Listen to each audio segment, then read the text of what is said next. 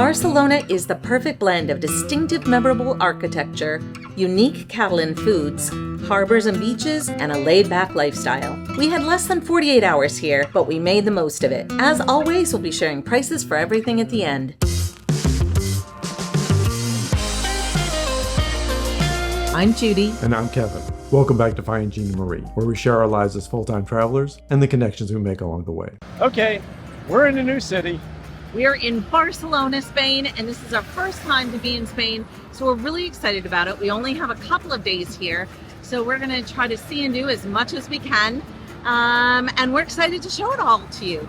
Yeah, Madrid comes after this, and our daughter was very proud of Barcelona, so we're going to try to get as much as we can out of these couple of days. Yes, she's not here with us, but she highly recommended it. Barcelona is supposed to be second to Madrid as far as cost, but we couldn't find an affordable way to visit for any extended amount of time. We didn't want to miss it, so instead of heading directly from Rome to Madrid, we made a pit stop for 2 nights in Barcelona. After a quick coffee and a bite to eat, our first stop is to the district of Eixample to see the Basílica de la Sagrada Família. It's the oldest unfinished church in the world. So our poor planning got us in trouble today, and we were unable to get tickets to the La Sagrada Família Basilica. It is absolutely jaw-droppingly gorgeous. I don't understand how someone thinks of all this. There's so many different little features and aspects to it. Like every tower, everything that's here looks a little bit different. It looks like something out of a fantasy book, like you'd make for a movie. Kevin's comment originally was, it looks like something out of a Disney film. Yeah. You almost can't believe that somebody just conceived this and put it in real life just to do it, not as part of a film or something. Yeah. It's amazing. It's just so incredible and very organic looking. Yeah. Jaw-droppingly beautiful. It's the passion project of the deeply religious architect Antoni Gaudí, who started work on the project in 1883. It's one of the most famous architectural masterpieces in the world and combines Gothic elements with Art Nouveau. The funding to build this church has come entirely from private donations and not from the Roman Catholic Church. It's slated to be completed in 2026. It was designed to be topped with 18 spires, but only 12 of them have been completed so far. I see a lot of QR codes around this beautiful place, but they're only for buying tickets online. Everyone's getting the idea that there may be some spot they can buy tickets, but there's none. The website only allows you to book up to 2 months in advance, so get your tickets early. You can't buy tickets in person, so you have to use either the QR code to connect to their app or go to their website. Ticket prices begin at €26 and go up from there. We decided that all the places we wanted to see in Barcelona weren't within quick walking distance, and it would be smarter to use the metro more often since we had so little time here. So we made the mistake of getting just individual passes earlier, and it makes a lot more sense now to go ahead and just get 48-hour passes. The 48-hour metro passes were a bit of an overkill, but we knew we'd be bouncing around the city today and also using the metro to get to the train tomorrow for our trip to Madrid. We're good. Safe journeys. Many trips we want. These are not good, however, to get to the airport. On our walk from our hotel to a subway station to get to La Rambla, we found the Mercat St Antoni in the Sant Antoni neighborhood. It's an indoor market that's been around since 1882 and was modernized in 2018. Inside, you'll find fresh produce, meats, seafood, and local delicacies. We visited during the week, but on Sundays it comes alive with secondhand books, collectibles, vintage clothing, and more. Residents buy their groceries and traditional foods here, so it's not just a place for tourists to shop. They're holding up. And then they're carving. Yeah, well, they're holding onto it, and then they're carving. So. Oh, wow. Yeah.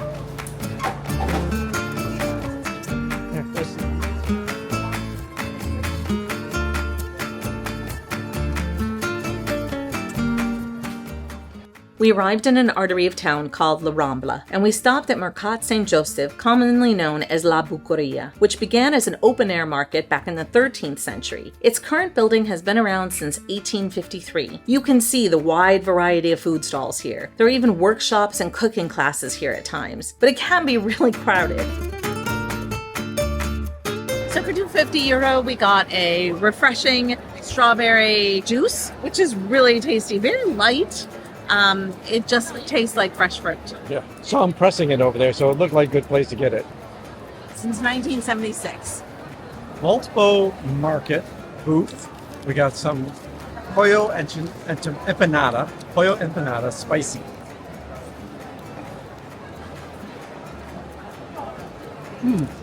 Okay. Doesn't that look like a McDonald's apple dessert? But it's not. It is spicy chicken. But my first bite, look at it. It reminds me of something. McDonald's apple pie. A million years ago that you would have eaten one of those. So long. But this is very tasty, very juicy.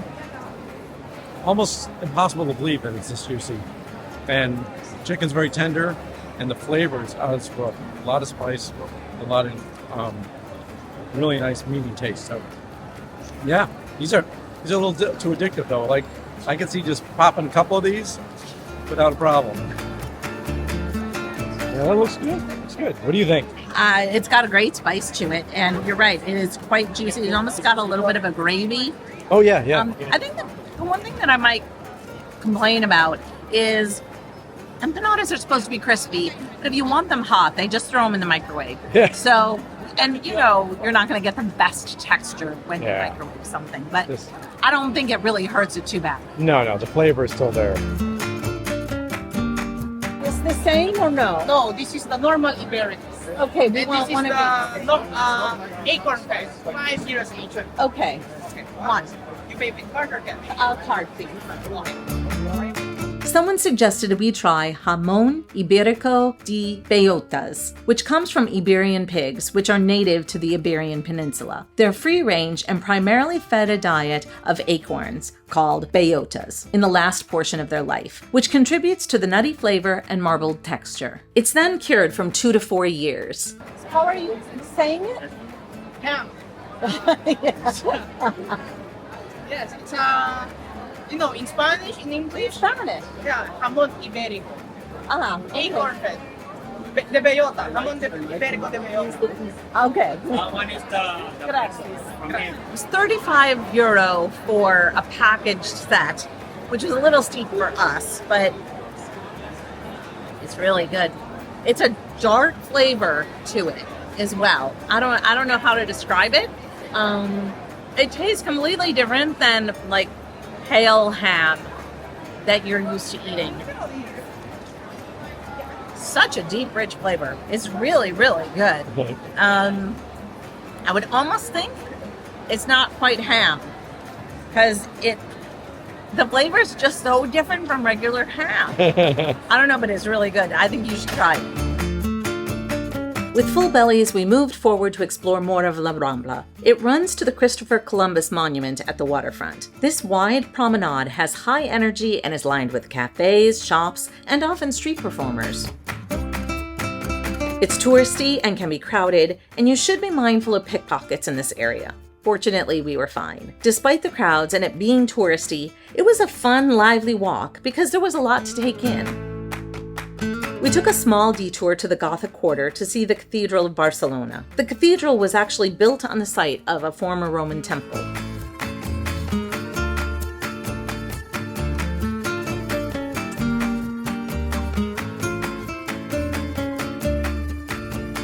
It's called the Gothic Quarter, so of course there are narrow medieval streets and quaint little shops. 1, 2, 3, better run back to me. I'm the best baby that they ever gonna keep. 1, 2, 3, better run back to me. They always wanna come, but they never wanna leave. Technically, there are 3 houses designed by Antoni Gaudí here in Barcelona, but we saw only 2 of them. There's also Palau Güell, but that's considered a private mansion, where the others are more traditional residential homes. But with Gaudí, could anything be considered traditional? Our first house to visit was Casa Batlló, which was built for wealthy industrialist Josep Batlló y Casanovas and was finished in 1906. You could definitely see how it's tied to the Basílica, the same basic idea of all of these melty curves and everything. It's quite fascinating. Some of the structure looks like bones holding up the different levels. We're not going inside though. There are tickets available, but they're fairly expensive. There's a whole series of interactive experiences you could have for 43 euros and up, or you could just do a basic tour with an audio guide for 36 euro a piece. We're not doing it, but you could just see even from the outside how fascinating it is. And it just makes me wonder what brain comes up with this creative style of architecture. It also was meant to have apartments that could be rented out. The shape of Casa Batlló resembles a dragon's back, with the roof waving and covered with scale-like ceramic tiles. It's supposed to represent the legendary dragon slain by St. George, who is the patron saint of Catalonia. The balconies are designed to look like bones, and overall the building conveys movement and fluidity.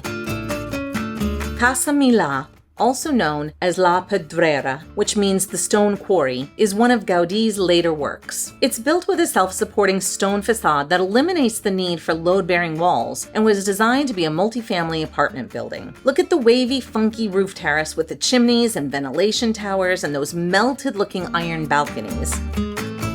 This building is a UNESCO World Heritage Site and operates as a cultural center. The attic has a museum dedicated to Gaudí's life and work.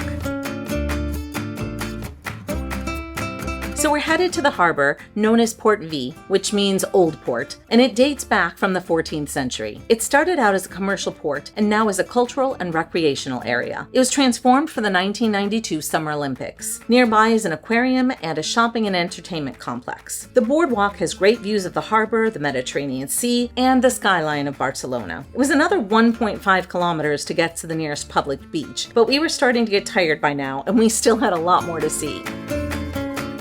So looking at the harbor area here, I'm actually really glad that we ended up not getting an Airbnb here.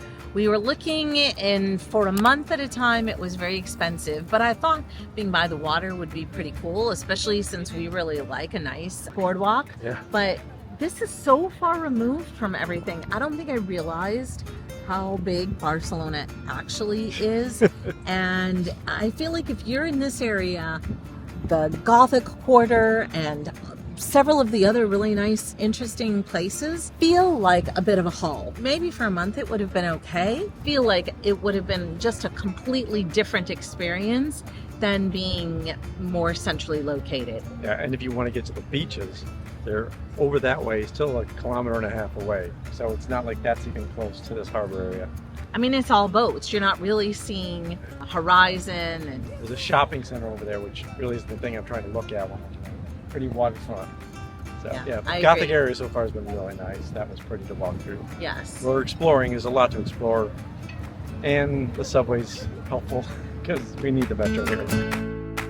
We'd heard about Parc Güell, and we wanted to take a look for ourselves, since it's another Antoni Gaudí design. So we hopped on the metro and headed to the Gràcia district up to Carmel Hill. It looked daunting until we saw there was an escalator, and not just stairs. So, cool. Save a little bit of effort. Unfortunately, it's a steep hike between where the metro drops you off and where the park actually is, and our feet were already tired. But then after the escalators, still a hill. It's a lot of walking uphill, and then you have this. Future hopes of escalators that aren't in place yet. So, we get to enjoy the stairs. Here's where we've been. It's a long way from the metro station. So, and it's not open 24 hours, so you gotta get here, it said today, before 7:30. Why is it even worth seeing? It was originally a residential project for the wealthy, but now it's another UNESCO World Heritage Site integrating architecture and nature. There's a mosaic dragon sculpture, a hypostyle room, which is a space supported by 86 columns designed to resemble tree trunks, and even a terrace with a serpentine bench. Unfortunately for us, by the time we arrived, tickets were all sold out for the day. So the free area of this park, you have to go upstairs and you get kind of this limited area. You have a nice view from here, but you're really not getting through the whole park. You're not seeing the parkway, you're not walking through it. Just a very select little area with a few benches at 3 different levels, which is something, and I couldn't buy tickets today or tomorrow because they're sold out. It was a good hike, but if you're interested in actually getting inside the park, you need to buy tickets in advance, and they cost €10 a piece. By now we'd earned dinner. Let's head to Taps Bar to try out some tapas. So we're here at Taps Tapas, and we both got lemonades and a few different things to try. And the first thing that arrived is just tacos with ground meat and guacamole and some onions in there. And homemade tortillas. I mean, basic stuff. I think it's very good. Yeah. It's a finer round chicken than we're used to having, and normally I would say we'd have shredded. How's the spice level? Oh, very mild. But it has flavor without having heat. So that's a plus. Good choice for our first tapa. We've got 4 coming, and we've got these next. So I'm going to try the patatas bravas and potatoes with some cheese and sauce on it. I like the sauce. Got a little heat because the taco meat was mild, very flavorful. This has more heat to it. You really like that. These are like steak fries, nice and thick, so you get all the potato flavor, and they're grilled really well. This is tasty. This could be very addictive, and probably not the way you want to get filled up with just start. So what's our next course? Next course is grilled shrimp. Just like Judy likes it, with the full head on and everything else. So she's given me the job of cleaning them off. So the shrimp has it's obviously been boiled with a lot of spices because the flavor. Well, it's grilled. I think it's very tasty. Still a lot of work. Probably the least of my 3 favorites here. That's still very tasty. So we had no idea what a Spanish tortilla was, but the waitress recommended it, so we thought we would try it. No idea. It's a Spanish omelet. And so it's got eggs and potato and onion. And I think sometimes it's served room temperature. This feels like it's got a little bit of heat to it. It's not what I was expecting. I was thinking it would be some sort of actual tortillas. I was thinking the same thing. I was almost expecting it to be puppy tortillas. It's not bad, but I would prefer it with some salsa. The layers are good, and you're definitely getting the potato and onion, obviously an egg. So it's good. I just think that it needs something. It needs salsa. So what did we spend on this detour to Barcelona? At the request from a few of our viewers, we've broken down these costs by US dollars and per person costs. Let us know if this is helpful or if you'd prefer to see our numbers in the local currency when possible. The cost of staying in Hotel Lugano in the El Poble Sec neighborhood for 2 nights was $336.28, or $168 per night, which is way over budget for what we'd typically pay. Aerobus A1 cost $7.79 a piece to get from the airport to our hotel. Transportation costs on the metro were $32 a piece, but we could have saved a bit by buying 48-hour passes sooner than we did. We spent €17.50 a piece for them, but we had already invested $5.48 a piece for one round-trip route. Our train from Barcelona to Madrid afterwards was $47.39 a piece. What did we spend on food? We had 2 dinners, 2 light breakfasts, and some market food and a gelato apiece for a total of $76.53 per person. Dinner at Taps was $20.74 per person. Overall, this 2-night detour to Barcelona cost us $587.07, or $293.54 a piece. So when all was said and done, we really had one full day to explore Barcelona, but it was incredible. And I definitely feel like we want to come back and explore more. But now we're headed to Madrid for 28 days. And so if you are interested in Madrid as well, or more of Spain, we hope you'll subscribe if you've not already done so. And check out findingginaMarie.com. We have articles, more information about us, and our community forum. Until next time. Until next time.